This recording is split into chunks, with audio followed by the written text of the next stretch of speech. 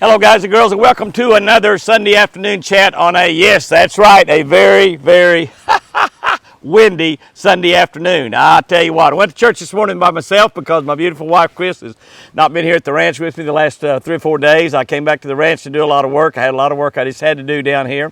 And so I left Chris over at Sherry's. This past week was the week that we did our NAD treatments. Now NAD's got 3 really big words on there that I can't pronounce, so I'm not going to even try to. But the NAD is actually a an enzyme treatment. I kind of call them synthetic stem cells. I know that's not really right, but it's an enzyme that our body actually produces, and it's actually the NAD treatments are designed to repair damaged brain cells. Now, we know that Chris has a lot of damaged brain cells. There's no doubt about it. The stroke she had was horrible. She had a terrible aneurysm, a brain bleed. The odds were just minuscule that she would even survive. God's had her survive basically because of literally thousands and perhaps hundreds of thousands of prayers by y'all. And I put up a lot of prayers myself. I have to admit that. I still put up a lot of prayers. I put up a lot of prayers today, as a matter of fact. Keep praying for Chris. Keep praising God for doing what he's done, because we're over 13 months into this. It's been a struggle. It's been a lot of tears involved in it. There's no doubt about it, but she's alive. And y'all remember that the conversation I had with that neurosurgeon or whatever type of brain doctor he was. I don't know if he's a surgeon or not, and he told me that it was quite unlikely, highly unlikely, he said, that she would ever leave that hospital alive. She did that because of prayers. I believe she did it because of prayers. And she's still alive today. And not only that, she still can't walk and she still can't use her right arm, but she's talking pretty good. Not perfectly, but talking pretty good. We went down and had a stem cell transplant, 2 million stem cells infused into her body. I don't know if that helped at all. It cost an awful lot of money to do it. I've said many times I'll spend everything I got to try to make her well, and I certainly will, and I'll pray every prayer I can pray to try to make her well. And I believe that God is healing Chris. I believe that in my heart. I've believed it since day one, and I'll continue to believe that as long as this takes for her to be completely restored. And many of y'all are believing and praying the exact same thing, and I think that's the ammunition that we have in our gun is those prayers. So we don't know if the stem cells helped or not. Perhaps they did, perhaps they didn't. Obviously, it wasn't miraculous. God performs miracles. Stem cells really don't. The NAD treatment is another very expensive treatment, actually more expensive than stem cells. And not only is she not just taking one, she's taken 10. She's had half of them so far. Yesterday was number 5. Today will be number 6. So she's taking that stem cell after church today, and she should be getting out of church just any minute right now. I'm obviously already out of church here in southern Oklahoma. We start at 10:30, so we're out about 11:30. So I'm out a little bit early, but she should be getting out just about any time right now. She should be out by now. Actually, I just looked down at my watch. It's a little bit later than I thought it was. So she's actually out of church, and they had potluck dinner up there today at Keys Baptist Church on Lake Tenkiller. And that's pretty good. Potluck dinner is always great. Baptist women really, really know how to cook.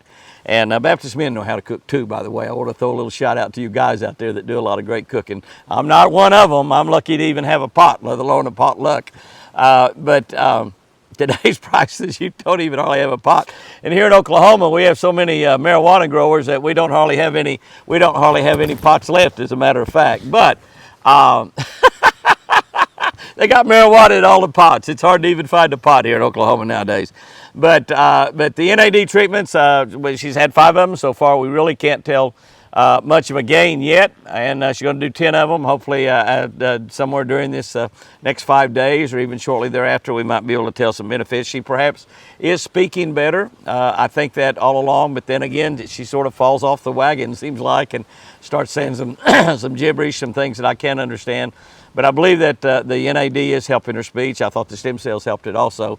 Her right leg seems like it's getting a little bit better. She still can't walk. She's doing physical therapy 2 days a week. I'm going to talk to Stephen McCartney, who's our physical therapist, and see about maybe hiring him to come out every day, 5 days a week, as opposed to just 2, which is all the insurance is paying for. And they got a couple weeks left on that. We're hoping that they will renew that. But anyway, that's what's happening with Chris. She's just beautiful as ever. I called her this morning. I said, "What are you doing, baby?" And she said, "I'm getting pretty for church." And that just, oh, it just killed me. I could see her. I just see her in my mind when she was getting pretty for church, because she's still beautiful. You know, the girl will be 75 years old. 75 years old. We've been married over 58 years. She'll be 75 years old in July. And she's still as beautiful as she was when I married her when she was 16. I did get to go fishing this week. I only got to fish one day. You see this beautiful lake behind me, which I fertilized. All the grass has come to the top, but trust me, that grass will die out. I'm glad that Chris has not got to see it full of grass like this, and she'd say, "Oh, Jimmy, what have you done?" And she thinks that about every year when I fertilize. But by the way, the fertilizing video on TikTok, we put it up on everything, Facebook, YouTube, and TikTok. I don't know if it went up on Twitter or not, but on TikTok has had 1.2 million views, by the way. So those of you that have watched that on TikTok, thank you so much. It's the most views first time we've ever had anything on TikTok. We've only been on it since December. First time we've ever had anything go over 1 million views. It's 1.2 million. That's one where I had a Morel Archery Target shirt on. Did 2 videos on that. Really, the other one's only got 50 or 60,000 views, but that one video out in the water where he's dumping the fertilizer in and explaining why it's important to do it has had 1.2 million views. If some of y'all have watched that on anything, well, I thank you for that. I appreciate that. We did get fish this week. Like I said, Thursday we went and fished a couple of lakes down on the Texas border, and we crappie fished one lake and we bass fished the other one. And let me tell you, we did good both places. We caught a lot of bass. We didn't catch any big fish. Biggest is about 3 pounds. We're still going to do a television show for Jimmy Houston Outdoors Television. By the way, we're still on ESPN2 every Saturday through June. If you have a chance to drop ESPN a note, tell them to carry our show through the rest of the year. We'd appreciate it. I don't know if that's going to happen. It's not looking real good, but hey, miracles happen all the time. And by the way, at the end of this video, I'm going to talk about the Underdog. I want to talk a little bit about the Underdog. We haven't done that, but we're all underdogs at times. Some of us are an underdog for a long time, it seems like. But I want to talk about being the underdog and give you some ideas there that might help if you think you're an underdog in some situations. And most of us played sports when we were a kid. Most of us are still competitive even as we're adults. And a lot of times we're not the favorite. A lot of times we're not the favorite. But we just caught a ton of crappie. The bass, the biggest we caught was probably about maybe 3 pounds, and might not even quite had a 3 pounder, maybe 214, 215, something like that. But the crappie was unbelievable. We got in a little spot. And let me tell you, if you're crappie fishing this time of the year, they're bunching up tighter and tighter and tighter right now. They're kind of hard to find this time of the year after they've spawned, but once you find them, they're going to be in a little tight area and you can catch them just one right after another. If you catch one, make sure you fish that exact same spot. I'm not talking about 5 foot away or sometimes not even 2 or 3 foot away, that exact same spot. We'll show that video to you here in the next week or two, a couple, 2 or 3 weeks probably on YouTube. It is for next year's television show, and like I said, we're on ESPN 2 right now, say Saturday morning at 7:30 Eastern time through the end of June, which is not much longer, only about 6 weeks left in that. We'll still be on WFN, World Fishing Network, all year long, Pursuit Network, Heartland, AT&T Sports Southwest, many stations that we'll be on the rest of the year. But the crappie show, well, it's this crappie show, you're not going to believe it. You're not going to believe it. I mean, when we found them, and we caught them some right off the bat in open water, and then we caught 10 or 12 or 15 that way, and then we struggled for a long time. We actually went a couple, 2 or 3 hours without a bite 2 or 3 times during that day, and finally got them found during the middle of the afternoon. I am going to be, we caught them in the afternoon, caught a lot of fish on the Lucky Strike new soft plastic lures that they've come out with. We've got a complete brand new line of soft plastics for Lucky Strike we've been working on for well over 1.5 years. I've been helping them work with that and been doing a lot of testing the prototypes. I've used up every single prototype that they've sent me and caught fish on all of them. But the new Hydra Tail worm is amazing. We got it both in the 6-inch and the 7-inch. The 7-inch is a nice big fat worm. It's for the giants. It's for the giants. It's just absolutely fantastic. The Lucky Crawl, the Lucky Creature, the Lucky Sink, a sinking bait, you know, like a Yamamoto Cinco, except about half the price. And we got the new package and everything. I'll be doing a few videos where I'm going to point out each individual worm and tell you a little bit about it. Pretty soon there'll probably be little short videos. I'll try to get those done sometime in the next 2 or 3 weeks. But I was going to just hold up a package here, but they're the yellow packages. You'll be seeing them about everywhere. You can obviously get them at luckystrike.com or jimmyhouston.com.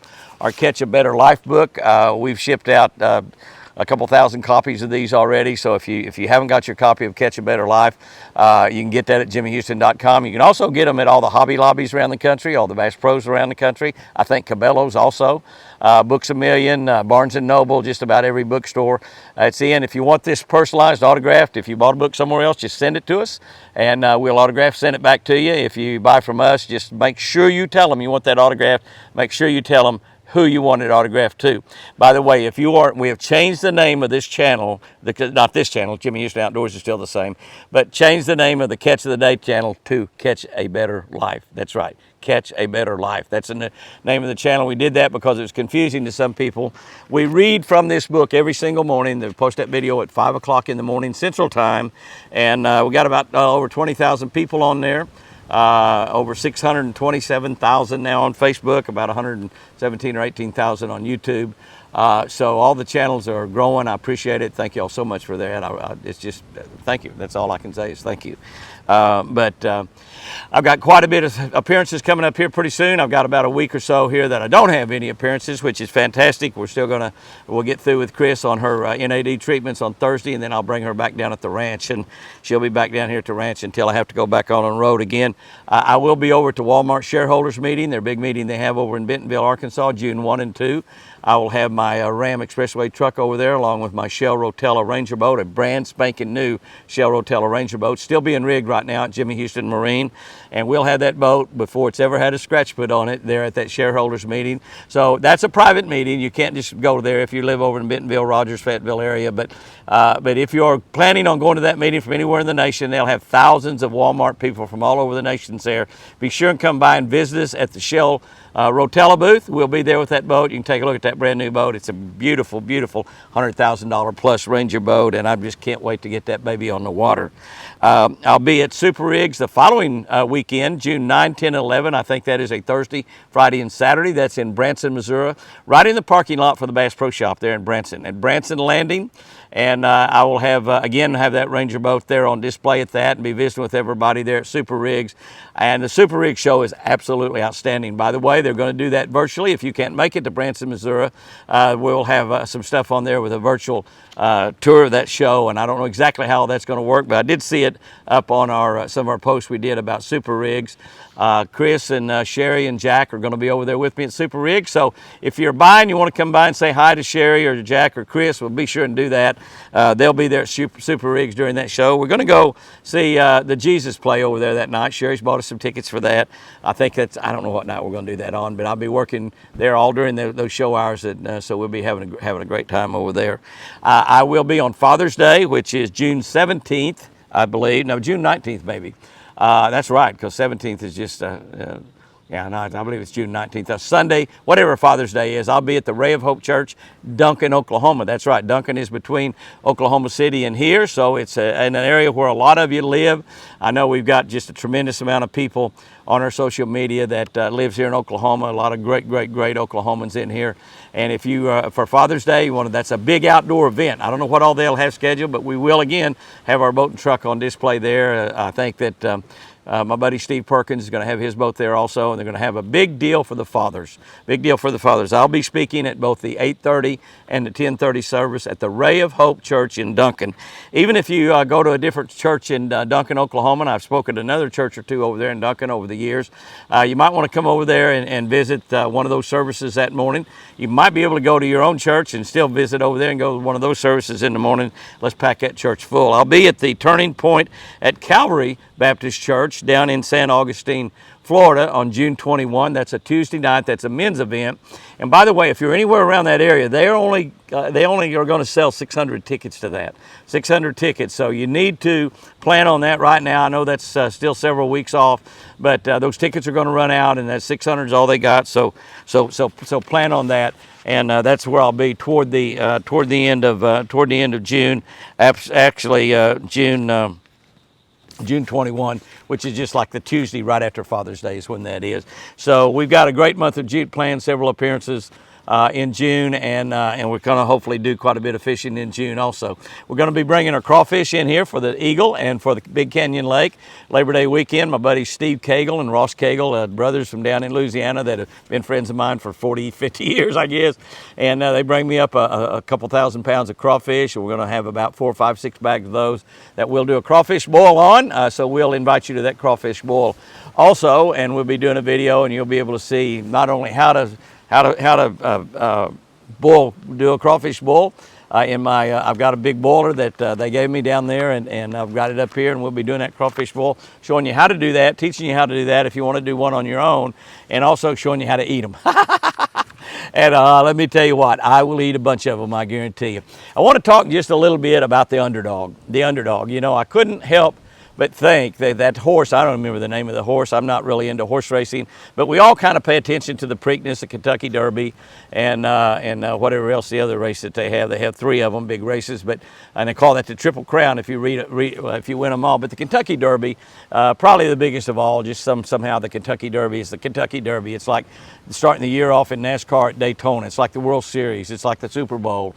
And so it's just like, it's a big deal. And the horse that won that was 80-1 odds. Now, how big of an underdog should you be? He wasn't even supposed to, that horse was not supposed to even be in that race. Wasn't even supposed to be in that race. And like I said, I cannot remember the name of the horse, but and I don't bet on horse races, so I don't really know. But 80-1 odds, that means that if you put up $10,000, you'd have won $800,000. That's what that means, I believe, if I ciphered that right. I hadn't really thought about that. I know if you put up a buck, you'd have won 80. I'll put it that way. A $2 bet, you'd have won $160. So, but thinking bigger terms, if you'd have just gone out there and laid $10,000, and you know that horse was not even scheduled to be in that race. They put him in right at the last moment, and he was way back at the back of the pack, just another horse in the race, just to fill because they have a full field. That's right. And then I watched the replays of it, and it's just amazing. He was back there, and he just started like he was shot out of a canyon or something, and just shot right up to the first. And not only won that tournament, he didn't win by a nose or a photo finish. He won that race easily. He won that race. And I want to talk to you about being an underdog, because we are all underdogs. What causes a horse like that to win? It's what's inside of that horse's heart. And, you know, I've been underdogs in so many things in my lifetime. I'm still an underdog in a lot of situations. Chris is a big-time underdog right now in the battle she's fighting, but what is in her heart is what's important. What is in her heart, really what matters, you know? And I think about lots of underdogs that was in the Bible. A lot of the prophets of old were underdogs, a lot of people. But I think about, in the Bible, the biggest underdog of all I think about is King David. King David eventually ended up being a king, but before that he was a shepherd boy. And he was such an underdog, he was so overlooked, that when the prophet came over there to anoint one of Jesse's sons as the next king of Israel, Jesse didn't even bother about bringing that boy in from the field. He was out tending the sheep, and he was such an underdog and so insignificant in his own father's eyes that he didn't even bother about bringing him in. And then finally the prophet Samuel said, do you have any other kids? None of these are the guys that God's telling me to anoint. He said, well, I got one, David, out in the field tending the sheep, but surely he's not the one. He's not the one. He was the underdog in his own family. He was an underdog. And we know what happened to David. But one of the key things is, I think about all the things that happened to David. Of course, the first thing that thrust him into prominence was he was an underdog against a fight against a guy that was over 7 foot tall. A guy that was over 7 foot tall. He was a warrior, a skilled fighter, a killer.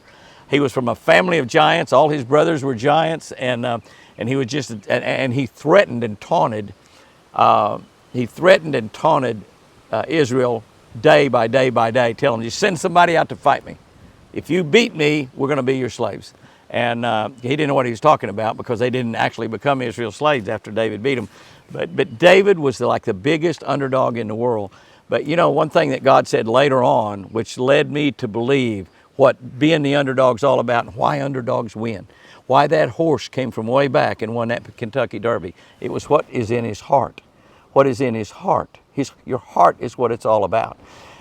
Later in the Bible, God talked about David, and he said, David is a man after my own heart. So that's a heart that we want to have.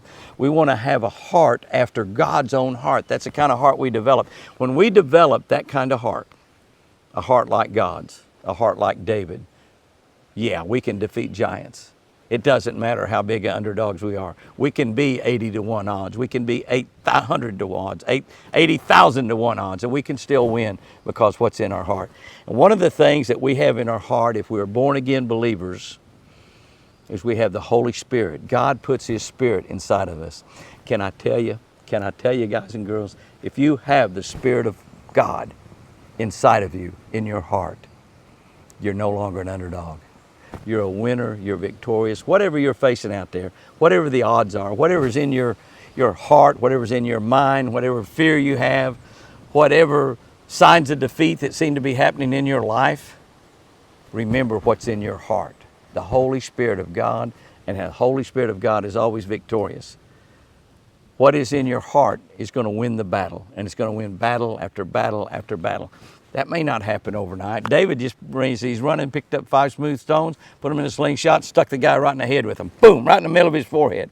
Right here, right in the middle of his forehead. I guess it hit him right there. You know, it hit him down a little lower, it probably broke his Jimmy Houston sunglasses. But hit him right in the middle of the head like that. Sunk down in his head. Sunk down in his head. Knocked him out cold. David took the sword, Goliath's own sword. He didn't even have a sword. Cut his head off with it. Cut his head off with it. Whatever giants in your life, whatever you're facing right now, whatever the odds are that you're an underdog, can I tell you, you have victory in your heart. And you just use that and keep on keeping on day by day by day. My beautiful wife, Chris, has got a heart of gold. A heart of gold. But it's a heart of power. It's got the Holy Spirit inside of it. And she fights every day to win. And can I tell you, the odds have been against her since April 5 of last year. And she's still victorious every single day. Guys and girls, go out there and have you a great one. Remember what's in your heart. Remember what's in your heart. And whatever battle you're facing, whatever giants you have in your life, whatever horses are up in front of you, and you just maybe are a last-minute entry into whatever situation you're talking about, remember, it's all about your heart. Underdog, you might be the underdog, that's fine. The underdogs is where God performs the greatest miracles of all time. And remember, guys and girls, I sure do love you.